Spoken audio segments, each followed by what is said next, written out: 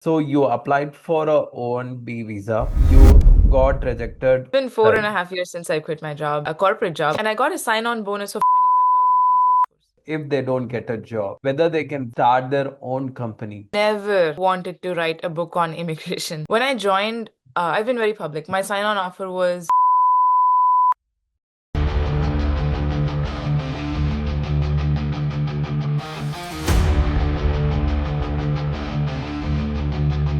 Joining us today, Soundarya Balasubramani, a visionary entrepreneur, best-selling author, and a community builder who is redefining how people create an opportunity and build a meaningful career. A gold medalist from NIT Trichy and a recipient of Columbian University Outstanding Student Service Award, Soundarya began her career as a product manager at Salesforce before making the bold decision to leave her a corporate role at the age of 25 to pursue her passion for empowering the global talent. Since then, she has authored two widely read books, built a thriving community of over 40,000 students professionals, hosted the large summit for tech immigrant in US, and spoken on stages across the world. Today, she continues to inspire thousands through her writing, storytelling, and community building work. Welcoming Soundarya Balasubramaniam. So you got into Columbia. What made you to choose Columbia University,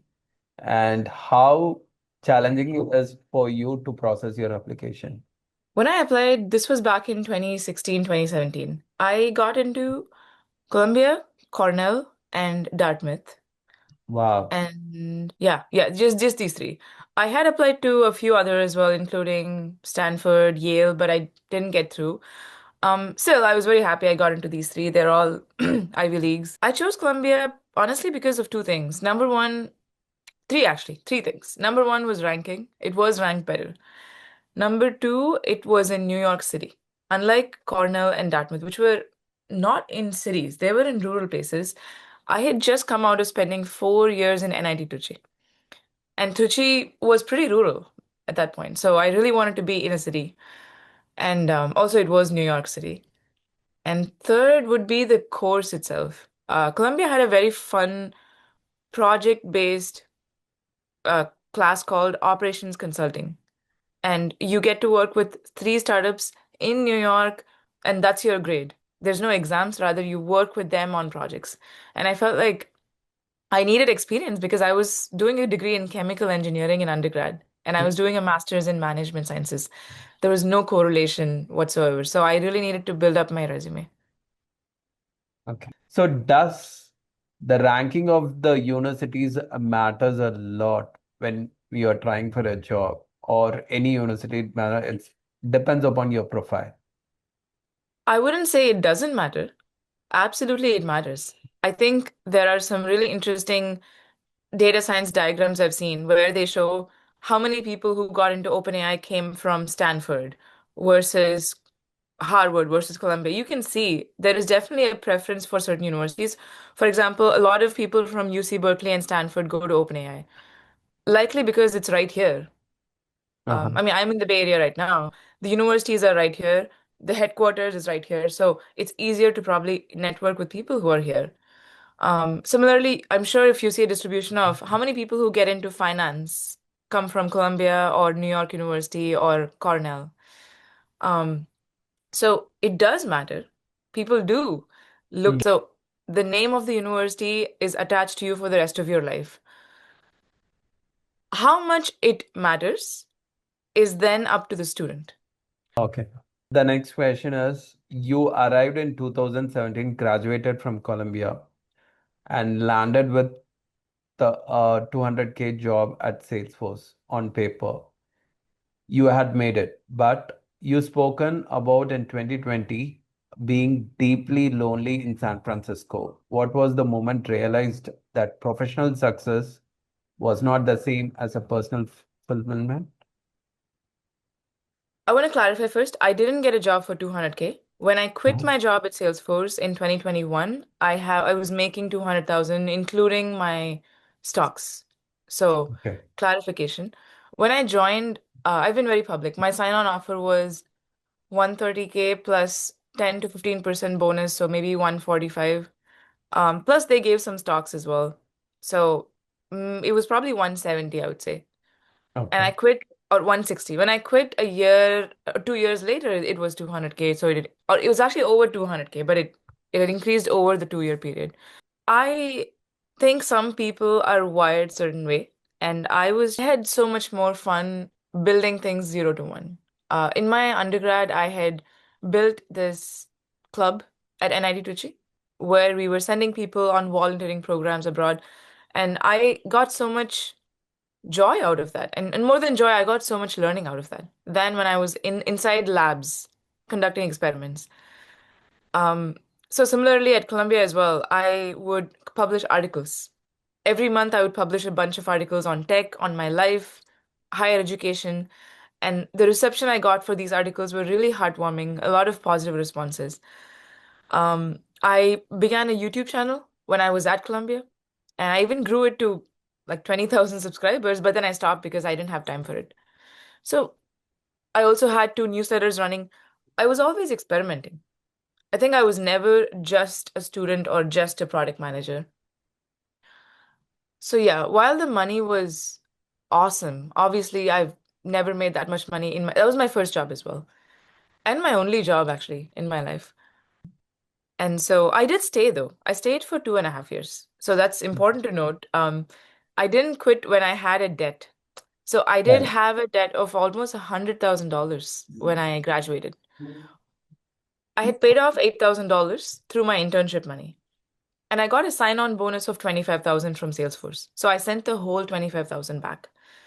Um, and I paid off my rest of this 65 to 70,000 by the end of the first year. Because whatever money I saved, I sent it back. Except for rent, food, and the basic bare minimum. I sent everything back because I just wanted to be done with the debt because I knew I'm going to take a big risk once I pay off the debt. Right. Um, and I didn't want my father to worry that, oh no, what is she going to do about the debt? So I paid off the debt within the first year. I think in the second year is when I just began to experiment. I was writing a lot. I tried to be even a journalist. And then I self-published my first book just out of labor of love, admitted. That was the book on higher education, which, I think by now several thousand people have read that. That's when I knew I definitely have to quit. Like, writing is my core passion. And in the last 4 years since I've quit, I've realized there's other things I really enjoy as well.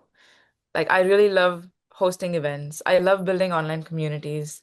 I kind of love teaching courses, not so much though. So I've discovered a few other things that I enjoy. But back then, I just knew that product management is not that thing. So, which one you love it right now? The current one or the past? I mean, the current, of course. If it wasn't, I would have gone back. It's been four and Right. a half years since I quit my job, a corporate job. I mean, Uh-huh. I have done many things in the last 4.5 years, and I don't know, for me, life is a game of experiments. Mhm. It's a we all get one life, and I think we all think we have a longer life than we do.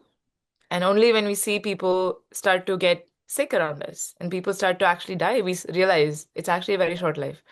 And I think I just internalized this idea that life is short and I want to minimize regrets and I want to do things that when I'm dying, I can be proud of.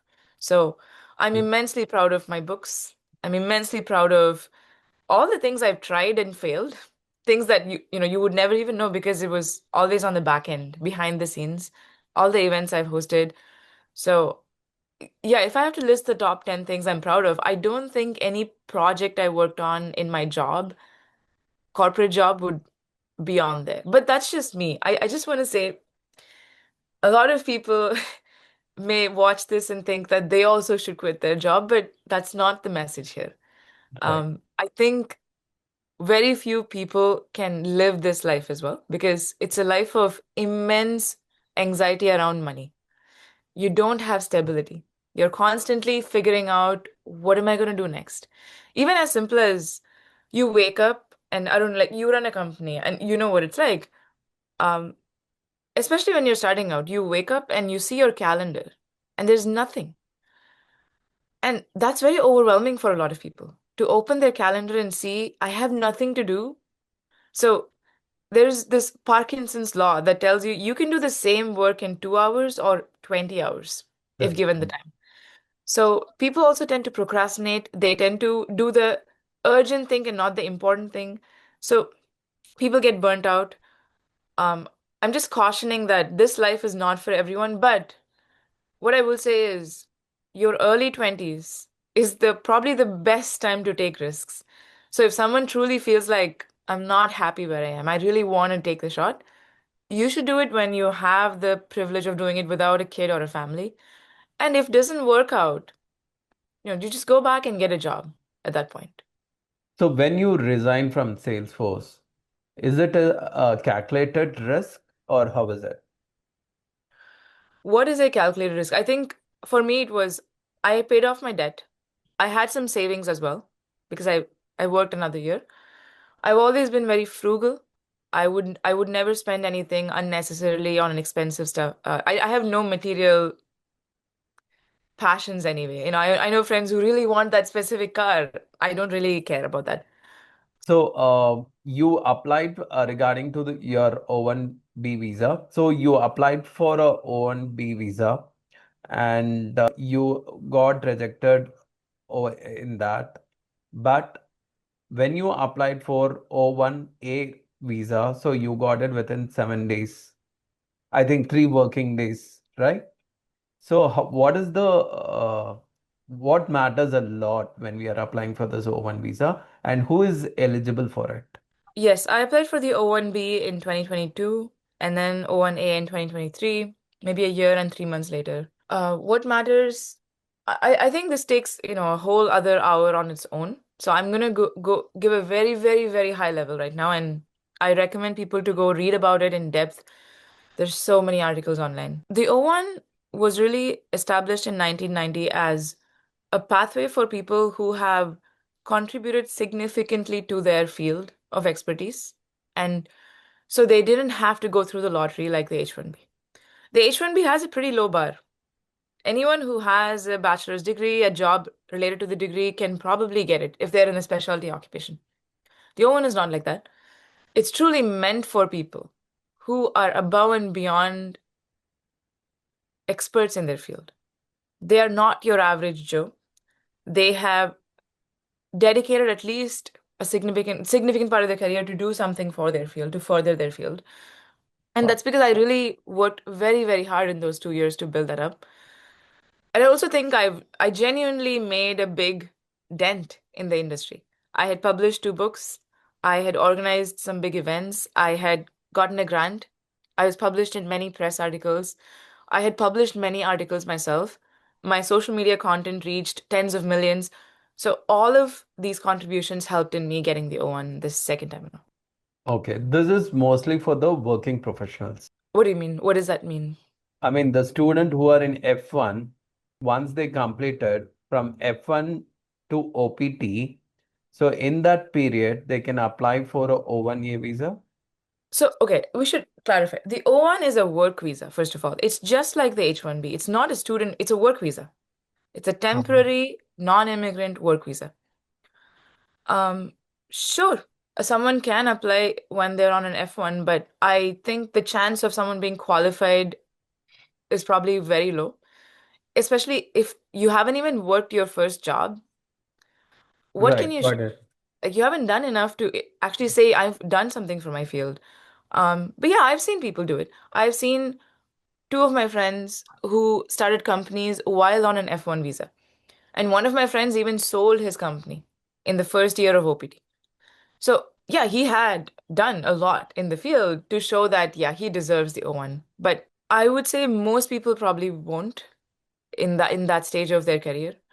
And so people should definitely look at the O1 and start building towards it from day one. Deva. The next time you come across a hackathon opportunity, sign up to be a judge. Sign up to participate and maybe win. So do all the things you need to do. And then it's more of a long game, right? It's not like in 6 months I'm gonna do everything I can and get the O1 and then never do anything again for my field. No, you are gonna be evaluated in 3 years again. When you have to renew your O1, they're gonna Yeah. check. have you been continuously doing it since you got the O1? It's not just getting it once and forgetting to keep doing the good work that you've been doing. Okay, that's a little bit challenging as well. So you have to keep up the pace. But you see how it makes sense because it's meant for people who are continuously giving back to their fields. Right. So actually, it's how it's supposed to be, I think. The one Mhm. thing I wish O1 was different in is the law was written in 1990. They haven't Mhm. really updated it much since then. They haven't taken into account that there are now things like influencers, there are product managers, there are AI prompt engineers.